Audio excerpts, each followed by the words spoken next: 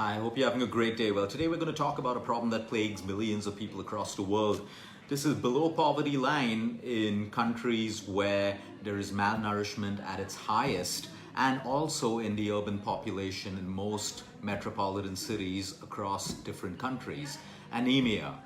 Anemia is a huge issue and it has several complications if it's not treated the right way or identified at the right time. When we look at dullness and paleness in skin, this is one great symptom. We look at severe hair fall, and you can keep on putting all those shampoos and all those creams on your hair, but you need to check if you have an iron deficiency or if your red blood cell count, that's your RBC count, is on the lower side, because that'll give you a great indication as to the reason why you have severe hair fall. Energy, low energy and fatigue throughout the day. You see, most people are fatigued throughout the day, but then they consume a lot of stimulants and caffeine, masking a deeper problem, which could be a deficiency of iron or anemia. So sometimes when you're constantly fatigued and you're constantly tired, it makes sense for you to check your levels and just not be dependent on stimulants, because you're hiding the root cause of what your problem may be. Palpitations. Some people get sudden palpitations before bedtime, during their sleep, during the day. That's another symptom that you may be anemic and low in iron levels. And then you have shortness of breath. A lot of people have these shortness of breath symptoms and they think it's a problem with their lungs, or they think they're just putting on weight. It could be any of those reasons, but you may want to check your iron levels again because you may be anemic. And then you have these mood swings where you feel low, you have these low mood swings throughout the day, your moods fluctuate. That's another reason for you to check your levels. And when you go below poverty line, and actually not just below poverty line, this affects pregnant women in a huge way. Children who are born with low birth weights, basically, deformities in children, pregnancies that get terminated in mothers way before their time. Okay, children being born with slow motor skills and language skills. All of this is connected with being anemic or having low iron levels in the human body. So it is a serious problem, and it's not about just going and taking an iron supplement, because we also know that your iron supplement must be given to you by your doctor, because too much of iron can create constipation, too much of iron can be extremely toxic for the liver. So then what we try to look at is, what are the natural ways where you can actually boost up your iron levels and your hemoglobin levels. Now, there could be several reasons why your iron and hemoglobin is falling. Okay, sometimes it's a condition that you're born with. Sometimes you have blood in your stools. Mostly you're malnourished, or you're not getting the right amount of nutrition. Now, when we hear the word malnourished, we only think of below poverty line and people in villages and poor people. It isn't that way. Today in our line of work, we see people from urban metropolitan cities and families coming to us malnourished. Malnourished doesn't mean that malnourishment means you could be eating the fanciest foods, but you're not absorbing and assimilating most of the nutrients, vitamins, and trace minerals from these foods. So it's useless. However well you're eating, if you're not absorbing and assimilating, you will be malnourished. So if you ask me, people who have constantly low vitamin D3 levels, vitamin B12 levels, B vitamin levels, you are malnourished, because you need these vitamins for your organs, for every aspect of the human body and every working of the human body. So if you don't have it, you're malnourished. So the idea is, how do you fix it? So let's first understand that your red blood cells, the health of your red blood cells, the count of your red blood cells is extremely important. So when you do a CBC, that's your complete blood count test, you look for your hemoglobin levels and you look for your RBC, that's your red blood cell count.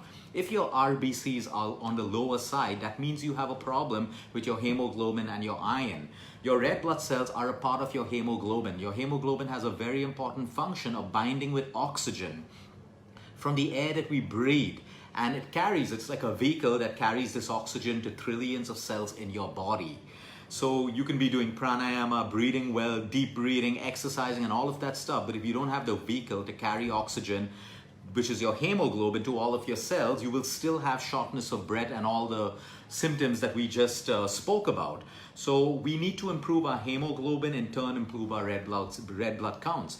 Now, post-surgery, people going through chemotherapy, radiation, and certain medical treatments will result in the fall of your red blood cells. This is a side effect of that treatment, but it's extremely important to make sure that you work with your doctors and your professionals to make sure that your nutrition supplements this deficiency so that your red blood cells can continue their job. Now, it plays a huge role in the immunity of us, our children, our parents, sick people, people with cancer, or whatever it is, because If your red blood cells are low, your cells are not getting sufficient oxygen. If your cells are not getting sufficient oxygen, your immune system cannot function the right way. And we need our immune system to be in top-notch, working efficiently all the time if we're looking at preventing disease and if we're looking at healing disease. So yes, your RBC count may fall when you're going through treatments, but it is extremely important for you to make sure you have the right lifestyle and the right diet to make sure that your RBCs come up rapidly.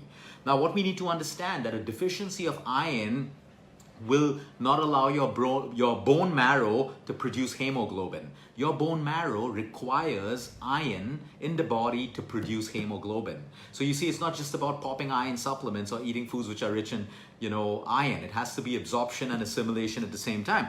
But don't worry, if you're anemic, here are the best foods and the best ways to increase. Number one are your green leafy vegetables. So we're looking at spinach, we're looking at celery, we're looking at broccoli, we're looking at green peas. But remember, when it's spinach, you want to make sure that you cook your spinach. You do not want to consume raw spinach if you're anemic, because it's high in oxalates, and oxalates will block the absorption of iron in your system. So you want to lightly steam it, or you want to lightly cook your spinach, and that's a rich source of iron in your system.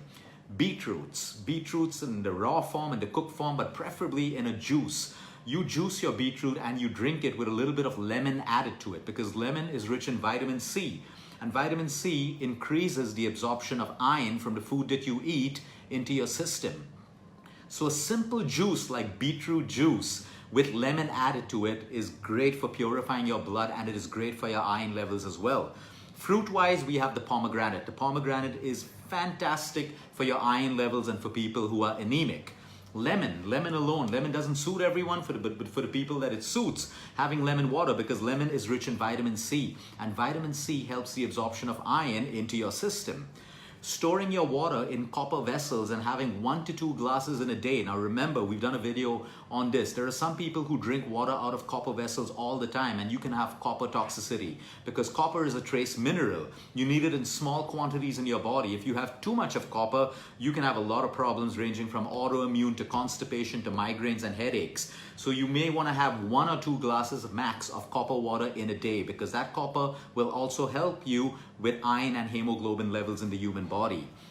My 2 favorite seeds, sesame seeds, also known as till seeds. The black sesame seeds are a great source of iron, and mustard seeds as well. So now you can use, if you eat a lot of hummus, you're automatically eating a lot of till seeds and sesame seeds. If not, a lot of Indian traditional food has the requirement of sesame seeds to be used in the preparation.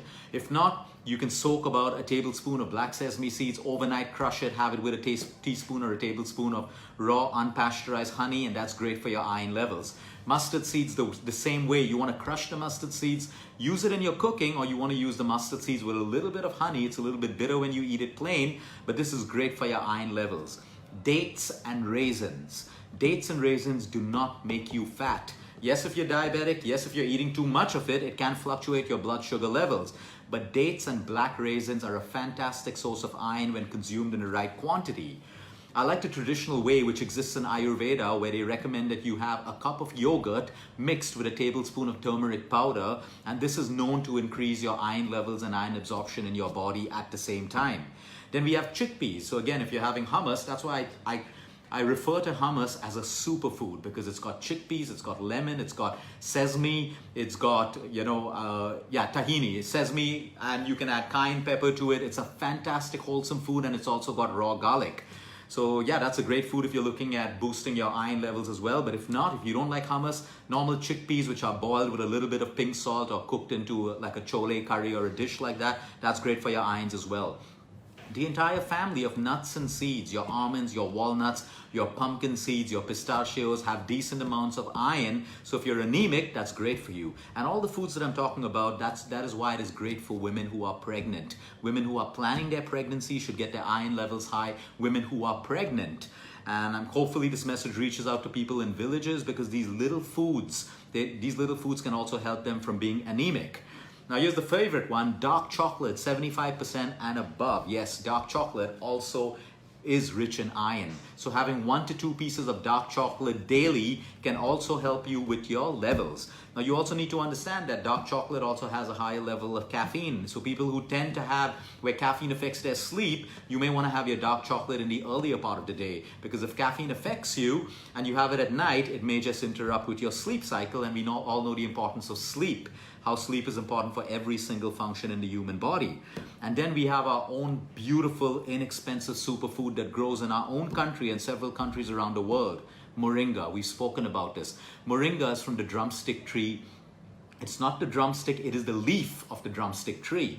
And that leaf has so much of nutrition. It grows abundantly in our country. It is cheap. And if we can get this into villages, if we can get this through your own volunteer groups into villages where they just add a teaspoon, half a teaspoon to a teaspoon of moringa powder into their kitcheries, into their preparations, we can boost up their iron levels just doing that alone. Which means when we add it to our diets, our children, our parents, and all our diets, you can add it to your kitchery. You can just mix a teaspoon or half a teaspoon of moringa powder with water and drink it. You can add it to your smoothies and your juices. But you see, nature's given you these little leaves which are packed with iron and several other nutrients. So when it comes to iron and anemia, this is a huge problem. You should know that India right now is listed as the country that rules the world when it comes to people who suffer from anemia.